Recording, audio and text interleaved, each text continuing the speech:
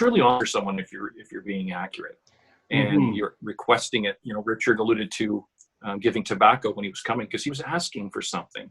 And when you're asking for something, you know, the traditional way of doing that is to present tobacco and ask that question. It's up to the person receiving it whether or not they're willing to take that action or that responsibility.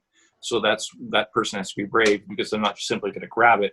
They're going to say, okay, what's it for? You know?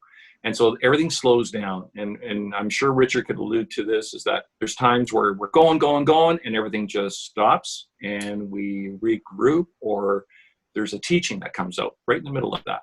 And, you know, we can be very vicious and also very kind. So it's it's very unique on that side.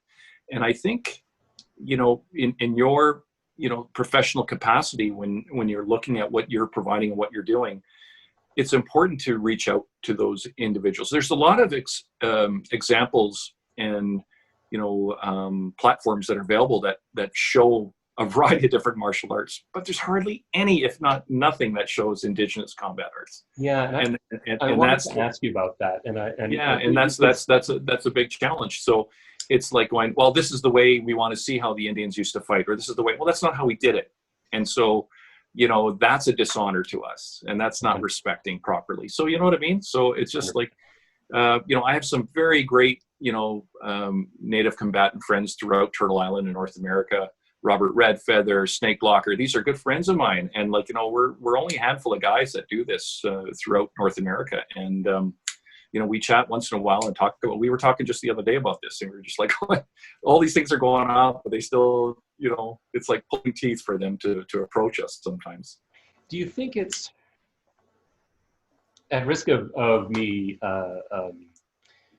putting things on them, do you think it's a laziness, a fear? Because it took a very long time, just within our world, to be comfortable approaching more historical forms. I'm old enough to remember when really it was, and actually I was interviewing another fight master, J.P. Fournier, and he was talking about how fencers were taking weapons that weren't similar, but using fencing movements. You know what I mean? Just sort of shoehorning things in. Mm-hmm. And there's something to be said that I've run into where there's a discomfort to admitting that they don't know, and a fear of embracing new. Let's be honest, it's very timely right now to talk about the importance of earthborn, indigenous, immediate art that has been overlooked, right? Mm-hmm. And also the question of what it means for people who aren't of the society to attempt performing it, right? Mm-hmm. Like it's a really complicated conversation, you know. Yeah, you know, and you know, it's a great comment, because you know, how would Japanese people feel about a non-Japanese person portraying a samurai? Mm-hmm.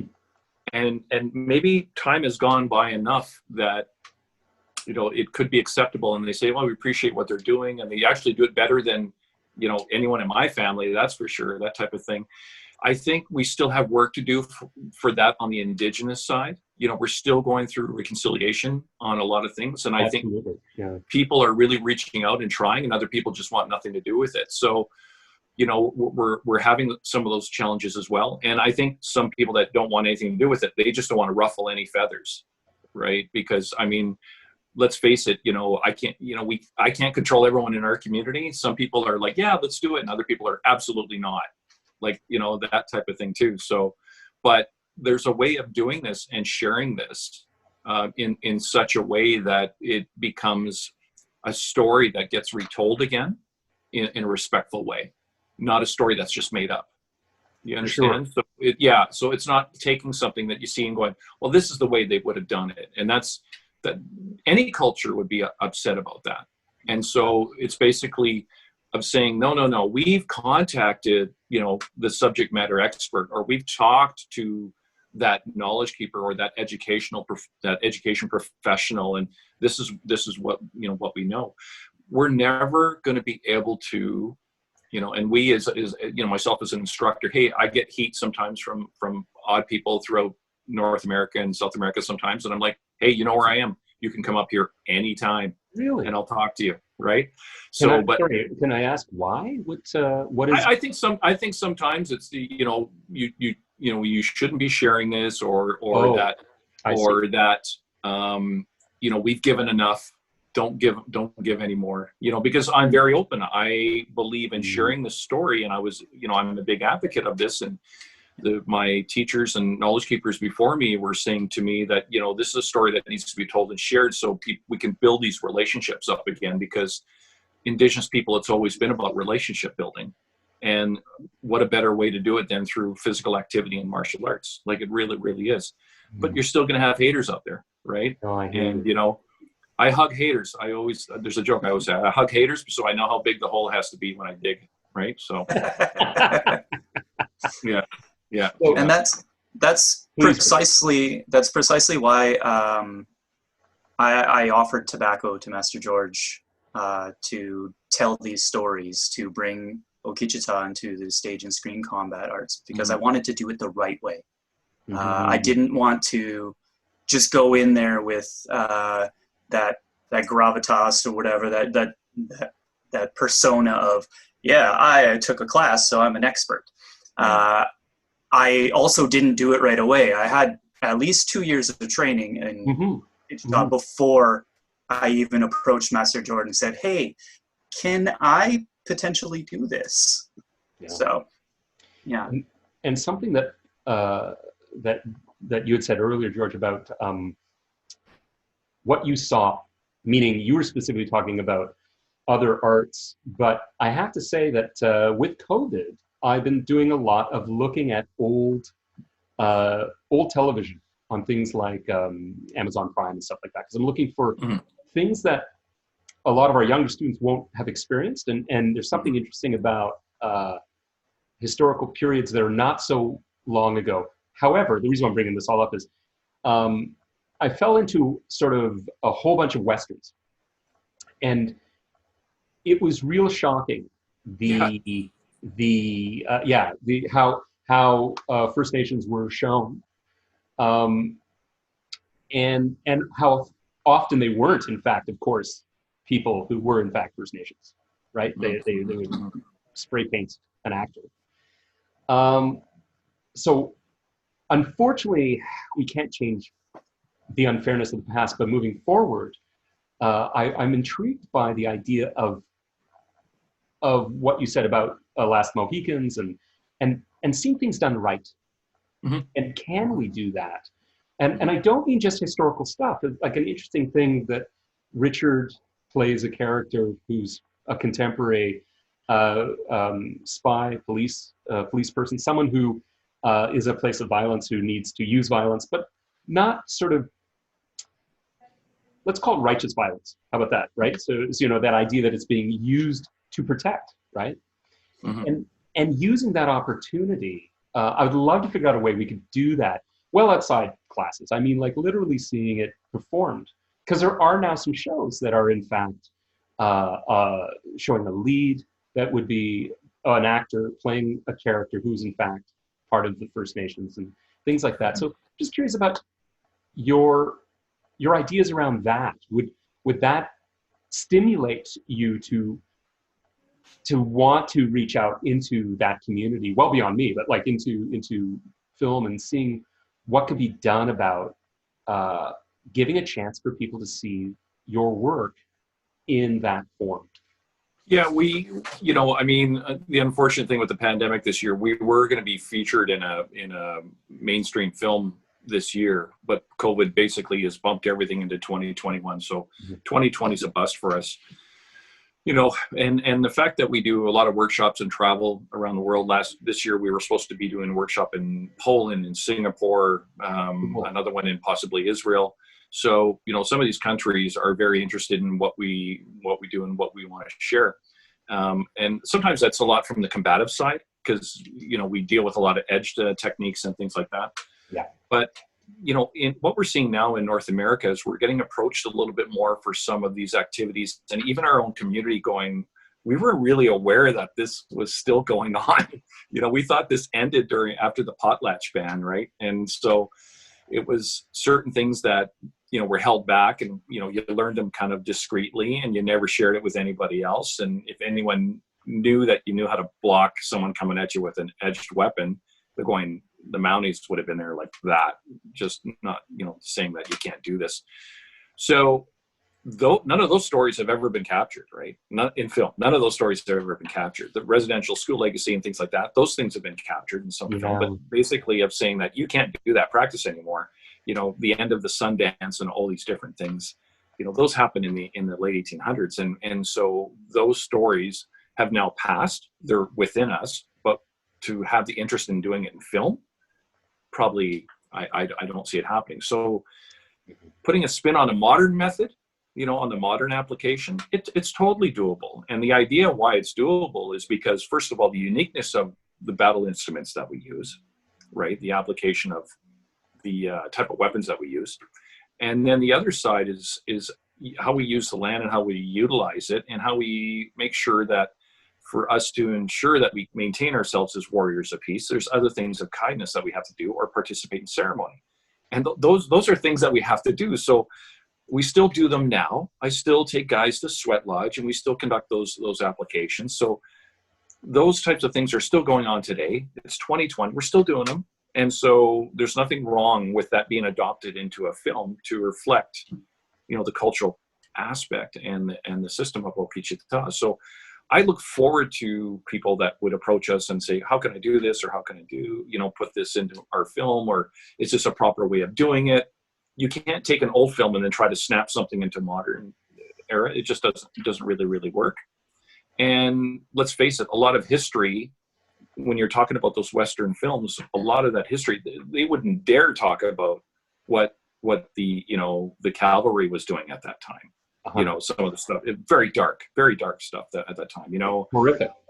Yeah, absolutely. And so, you know, when you talk about, and I'm only speaking, you know, from the Plains perspective, but some of the well-known warriors out in that area, I mean, they were absolute brilliant military tacticians. That was never brought up. Only the commanding officers in operations would have the respect for those guys, but that would never get back to Washington or Boston to be written in a newspaper. Because the minute you make them look like they're equivalent or they're a little bit better, then you're actually not belittling that nation anymore. And so a lot of that history, respect makes people humans, right? And absolutely. Yeah. I didn't mean to digress there, but I'm just saying no. I think, you know, it's there's important. that part of history that we, you know, we're still working our way through, and that, you know, that's 300-400 years ago, and we're still getting through that.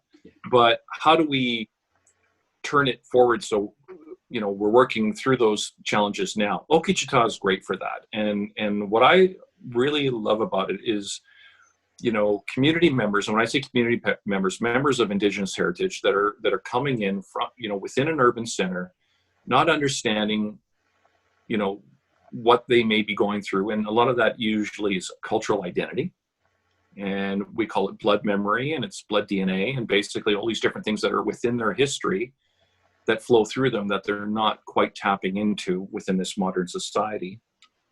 And what Okechita does, it slows everything down, brings those body movements and those mechanics and all that historical memory back into your body, and to experience these cultural practices and things like that.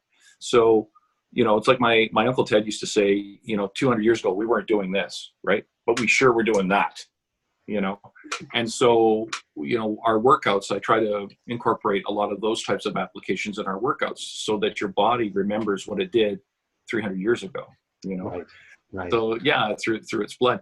So I think that, you know, if you want to sell something spectacular, and I'll just share a little side story for you here. I was doing a demonstration in South Korea one year, and a friend of mine that teaches Apache knife fighting, good friend of mine, and he was doing a demonstration. The demonstrations were supposed to be 15 minutes long, and I could just barely make 12 or 13 minutes. Like literally, I was like, okay, that's enough. I can't do any more. Like, this is what we did. This is how it's going. I'm on a stage. I can't do much more. Give me some trees and a horse, and I'll show you more stuff. You know, that was kind of like, you know. And so it was kind of something like that. And then my friend there was teaching some Apache knife movements, and he probably, his demos no longer than 5 or 7 minutes tops. But he wasn't accommodating what the Koreans wanted as far as that spectacular Indian fighting thing. It was very prescriptive. You know, I knew the knife movements, absolutely barbaric what they were doing with those edged, knives. But because they weren't really practical martial artists, they wanted the spectacular with the flips and the screaming warrior and all these different things, and hold the knife above your head and let your hair down and all this crap, you know. And so he almost got in a fight with a couple of guys there. And I was like going, this is one guy you'll have a mark on your body for the rest of your life if you piss him off, right? So he was so far away from home, off the reserve, and he was out in the middle of nowhere. So, you know, I just told him, I said, listen, this is what they want. Give them a little bit, but don't give them everything. You know, it was one of those things. But it was the same problem. And I'm not even going back, 10 or 15 years ago. So it was like people are still thinking, that we hold the tomahawk above our head and we go yelling into the fire. And it wasn't like that. I mean, we were actually brilliant military technicians. Think about this. Think about this for 1 second. Is that when the U.S. Cavalry, and the Northwest Mounted Police at the time, every infantryman, every militia person had a firearm, and they also had either one or two bladed weapons on them, and they had multiple rounds, whether it was musket rounds or when the carbine came into play. And so you picture that. Now, for every native warrior, at the height of the 1800s, it was 1 in 3 native warriors had a firearm. 1 in 3, when they were fighting the Dominion or the United States at that time. And normally it was 1 in 10. So when you think about those odds of fighting, firearm against edge weapons and tactics and surveillance and counter surveillance and camouflage and tracking and counter tracking and decoys, it's brilliant, but those stories aren't told. Right. And so that's what I try to do with Okechita. I bring those back once in a while and say, listen, this is how we used to do that. And the best thing that can always happen during those sessions is one person that asks why. And it gives us an opportunity to explain. If we can just get one person to go back and share that with someone else, we've done our job as teachers. Yeah. Right? I love the whole concept of the why, because something Richard and I talk about a lot is we know people will forget things, right? Be it a movement but concepts seem to hook in, right? And live in the mind, and they give us the luxury of rediscovery because we have that concept that's hopefully enriched and living in the mind. So Richard, you've been quiet, so I'm going to have you, because some people haven't really had the opportunity to look into this, and I promise I'm going to put all this information at the end of this video so people can find you and learn a lot more about this art. But talk about because we were hearing about the knife, the bladed weapons. What are some of the objects that you've been experimenting and experiencing with in Okechita? Like as in weapon system? Yeah. Because let's be honest, people keep coming to us loving the idea of weapons, right? Like they find one of the things. Yeah. So if you don't mind, talk a little bit about, because I'm quite intrigued by the things that you've been, and also you've had to build and make some because they're not easily accessible, right? Yeah. So in Okechita, there are 4 main or primary weapon systems that we use in this art form, and that's the lance, the knife, tomahawk, and the very unique gunstock war club. The gunstock war club it's the only weapon out of these primary weapon systems that was designed specifically to inflict pain, to bludgeon someone, to hurt. Whereas every other weapon had multiple uses and applications to it. Right. So like knives you can use for cutting and cutting into animals. You have tomahawks to chop wood.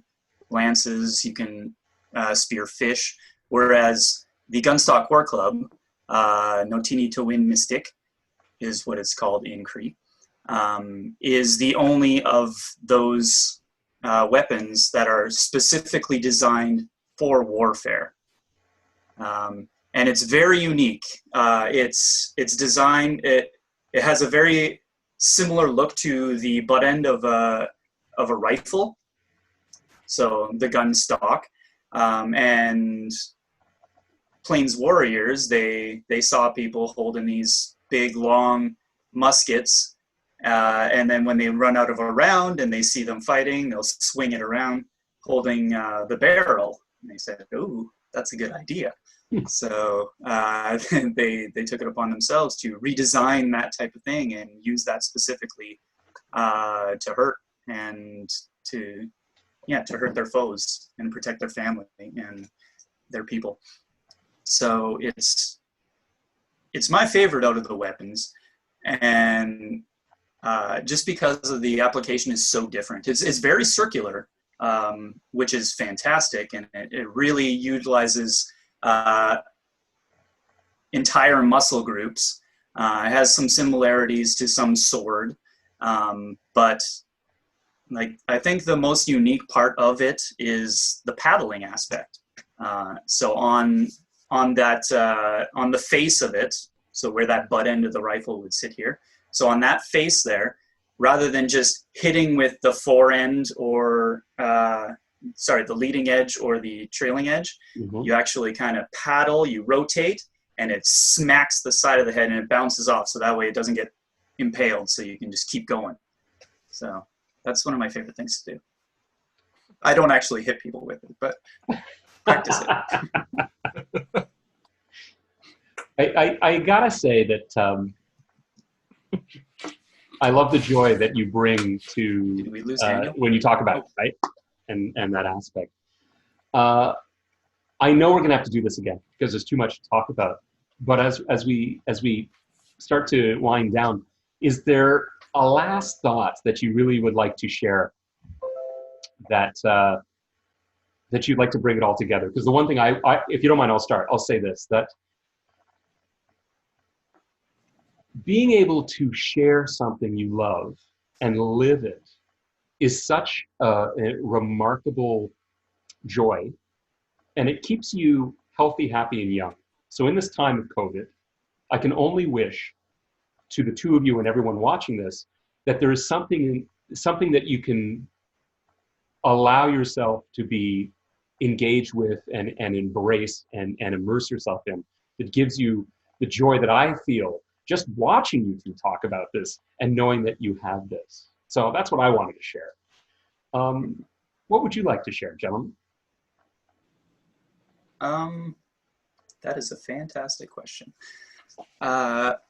Sprung it on you. I know, right? That wasn't in the list of questions, Daniel. Yeah. I think for myself,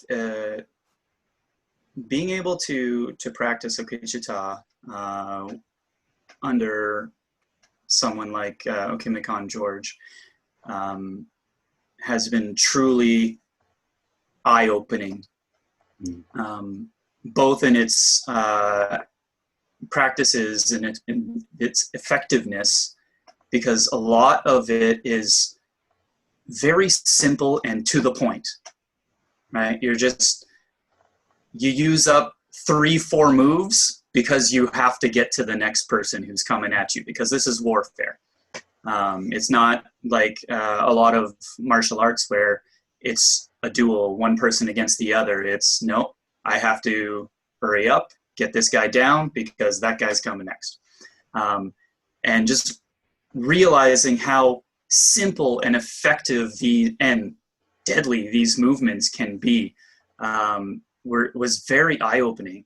But also it's the cultural aspect that really brought me in for myself, because it's something that I had been missing. And not only am I learning through muscle memory, but I'm also learning on that emotional, that spiritual level. That's how I learned growing up in the first place, and it's really great. So, yeah, Okechita, really good. Fantastic. Is there anything you want to share, George? Yeah, I think, right now everyone is going through their own personal challenges right now, and we have an old Assiniboine saying, and we've modernized it, but the old saying basically goes, it says, "Make my enemy strong, courageous, and brave, for if I defeat him, I will not be ashamed." And the idea behind that concept is that I never want an easy fight. I want it to be hard. I want it to be difficult so that when I overcome it, I'm going to be, you know, stronger and even better than I was before I went into it. And so when I think about our current time right now, we kind of, I think it's important for everyone to kind of think about that right now, is that, you know, make this challenge enduring and difficult so that when I come out of it, I'll be even a stronger person than I was before I went into it. And you don't necessarily need to be physically conditioning to be stronger, because right now this is challenging our spirit and our soul this whole time right now.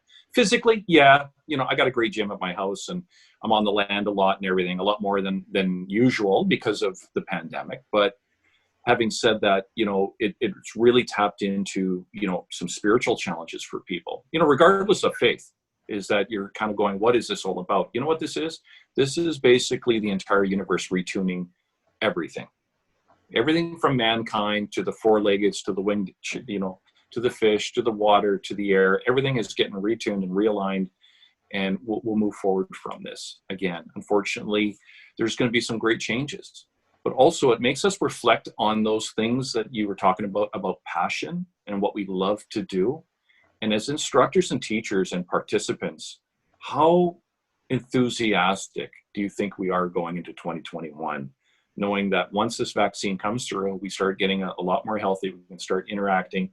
How much more beautiful are those, you know, sessions and those training opportunities and all those things that we did that we just took literally for granted, or knew that that class is on Wednesday, that class is on Saturday, that class is on, you know, Monday.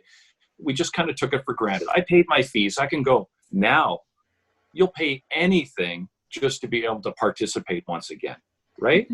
And so the thing for myself, what I'm missing personally, what I'd like to share with you guys, for me, it's sweat lodge ceremony.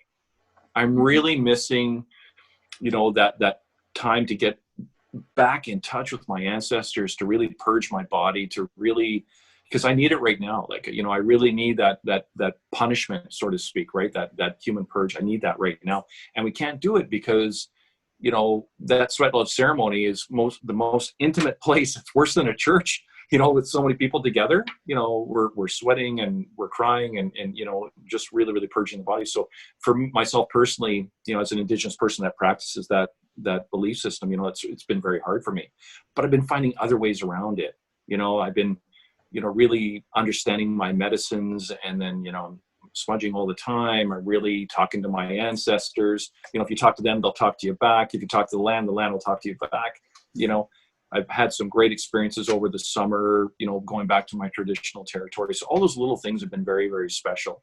And even with my partner, getting even closer with my partner, you know, and just little things like this, all these things that we were kind of brushing aside before are now really important to us. And I think that this is a time to just kind of refocus. Enjoy the downtime, because next year all of us are going to be busting our asses again. And, you know, I just think that, you know, you talked about wanting to learn. We have a very simple process from that. And I was taught by the old ones on this, is give me knowledge so that I'll have kindness for everybody. And so I'm trying to gain as much knowledge as I can from everyone, so that when I go into this next year, I'll be a lot kinder. I'm not that kind of an instructor. Richard knows that. But, you know, because I do believe in tough love. But at the same time, you know, it just makes me think about what I'm looking forward to doing once we start opening things up again. It's exciting. Yeah. It's really exciting. Spectacular. Yeah. Well, gentlemen, it was a tremendous pleasure and honor. And as I said, we'll have to do this again because there's too much to cover. And yes. I promise I'm going to put down all the contact at the end of this video so people can easily find you. And all I can say is bless and keep strong and keep healthy, both of you. Oh, watch they. Thank you very much. Oh.